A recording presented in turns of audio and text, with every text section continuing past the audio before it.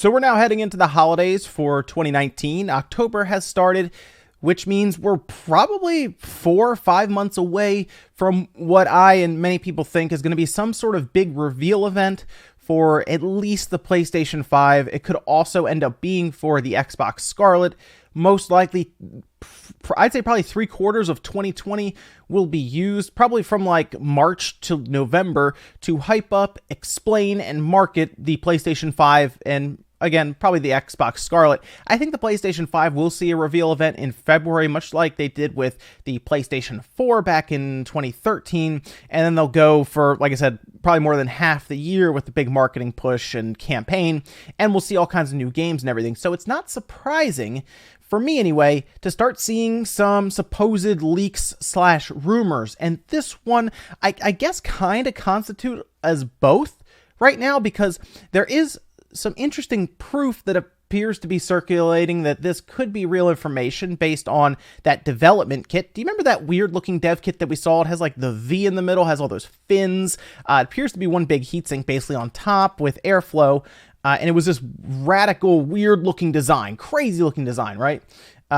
But it turns out it actually might be correct, as we saw one developer come forward and seemingly saying, yeah, I think it was from Codemasters. Oh, that's a PlayStation 5 development kit. And they deleted their tweet and everything, and they had to kind of go dark online for a while because they probably got in trouble. And then, of course, saw the patents for it and everything.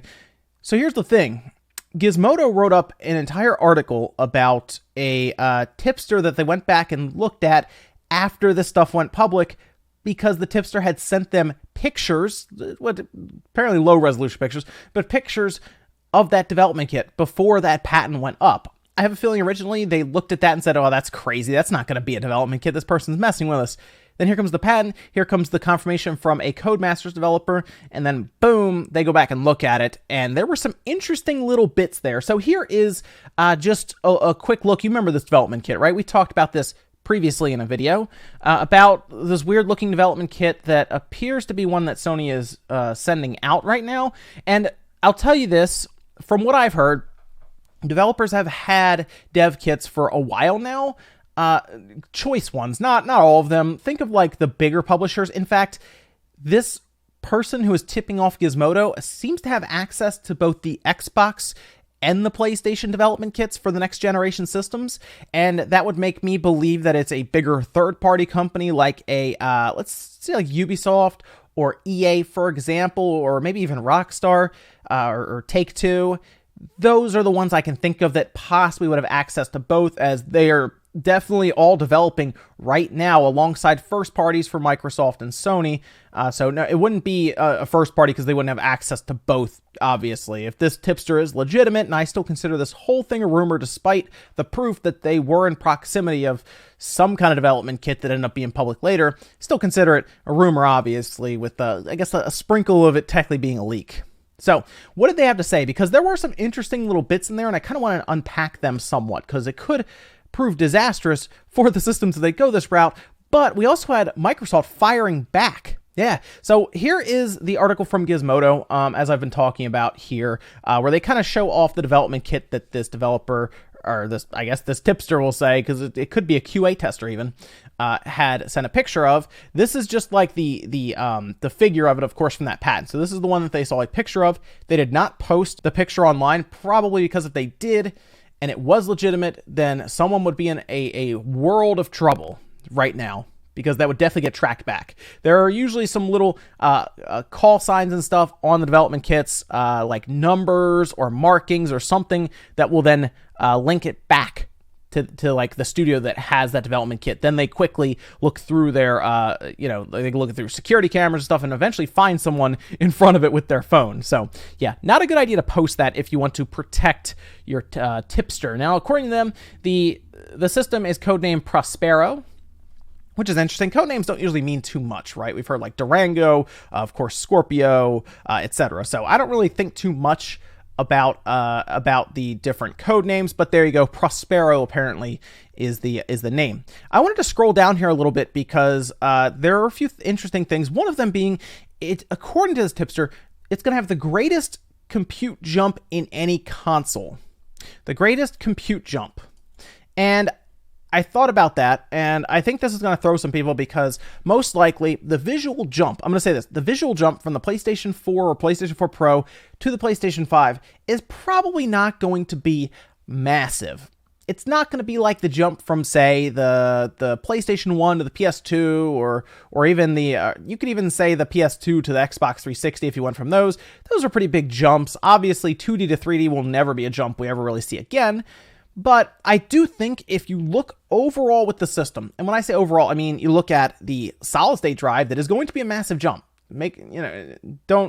Don't get it twisted. That's going to be a big jump. Going from the mechanical drive to a solid-state drive and possibly even eliminating load times completely, drawing out entire worlds that don't have to spend time popping in or maybe even going beyond what we know now as an open world would be big, right? And we also believe the CPU is going to be massively enhanced from the Jaguar cores that are currently in the Xbox One X and the PlayStation 4 Pro that are holding the system back. We all pretty much understand that. Though that is going to be a large compute jump. I think on the GPU side, won't be as massive. I think that'll be a bit more subtle, okay? But it'll still look better, right? It'll probably be 4K. We'll get all of that.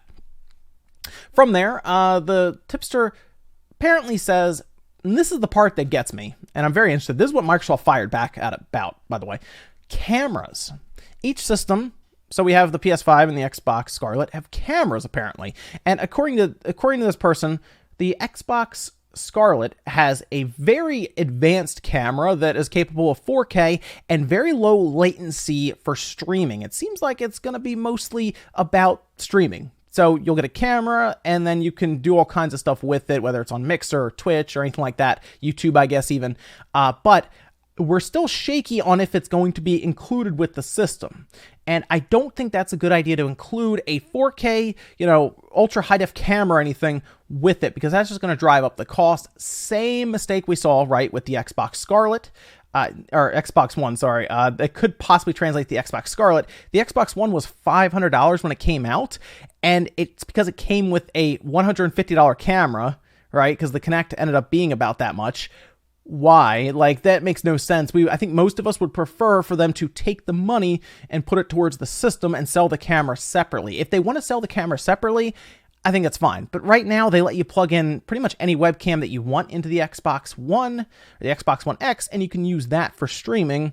So my thought on this is, if they're going to do the camera, sell it separately. And I think Sony is going to do that. I don't like, so they talk about Sony's camera being a bit more primitive than the Xbox One Scarlett's camera. And I think the Xbox camera won't be used for VR necessarily, but I do think the PlayStation camera will be. There could be a firmware update at some point pushed by Microsoft just to give it compatibility with like headsets, right? I mean, we see them all the time for Windows that are getting put out there, but Sony is going to focus on PlayStation VR heavily. Like, I think the PSVR 2 is going to be a pretty large jump in terms of quality, possibly wireless. We'll see, because there are some patents out there for that, and that would be big, but it will need, of course, a camera for that, from what we've gathered with VR so far. So most likely the PlayStation camera will be sold with a VR headset, the PSVR 2, or it'll just be sold separately. You can just buy the camera if you want to hook it up and stream with it. That shouldn't be too surprising. Now, the other thing they talk about is ray tracing. They'll be handling it differently, and honestly, I can see them possibly baking that into the system on a hardware level to the point that it's not something we've seen before, even with the newer cards like the RTX cards or anything. AMD, of course, along with Sony and Microsoft, have the benefit of just designing a closed box and can basically work within the means of a certain budget that they have set up. And then, of course, the OS and firmware and everything else will be designed specifically for it. And they're going to put these systems out there and mass produce them and sell millions of them. So they can play around with the idea of ray tracing a bit differently than video cards and everything we see now in several different configurations, laptops, video cards that consistently come out now. So that will be interesting to see how they deal with it, but I don't think it's surprising to hear about ray tracing or anything being handled differently in a closed box scenario. And the interesting thing here is that Microsoft actually answered. This is interesting. Microsoft says that there is no camera technology. They've denied any camera technology is in development, and none has been delivered to developers in any form, and they've left everything pretty much up as it is. So you can check this article out. It's down below. And I don't think we need another Kinect. And when I was reading this article, I was a little confused as to why we would hear about a camera. And then I kind of thought about it and I said, well, if this is a dev kit and it's at we'll say it's at a publisher right now, big publisher, right? Third party publisher. Maybe they just have their own cameras hooked up. Okay, maybe they just have their own cameras hooked up to test some of the capabilities of the streaming services and stuff that probably will be offered through the system at like a system level and everything, much like you can do with the Xbox One and the PlayStation 4. Maybe they just have cameras hooked up, right? Maybe they're interchangeable and they're not necessarily ones that are provided by Microsoft or by Sony. And I don't know why Microsoft would go back to the Kinect right now. It has not worked twice. 2 times it has not worked. So I don't know why they keep beating their head against the wall trying to make it work. I do think Sony will have a camera, but I don't think it's going to be for anything beyond the PlayStation VR and, oh, look, technically it's a camera, it's a webcam, so you can use it to stream with as well. But interesting stuff. I think it's fun looking at some of these rumors. I like the idea of Microsoft chasing the low latency streaming services with Mixer doing that, and apparently at a system level, according to this tipster, having very low latency when it comes to streaming with what you do and what happens on screen for your viewers. I think that's pretty cool too. But let me know what you guys think about this down below. If you think it will be like this massive jump in compute power, if you think cameras will be available, you think they'll be in the box, I don't think so, because I think we're going to struggle to get these systems under $500 at this point with everything that's being packed in. And if they do come to the market with multiple SKUs, we might have some that just have very low amounts of storage space. Like we're talking like 256 to 512 for the low end one, and a 1 terabyte SSD for like the 500 gig one or $500 one. It's tough. I don't know how you put cameras in there and still get it at a good price. Thanks guys for watching. Make sure you like the video if you enjoyed it, dislike it if not, and I'll see you next time.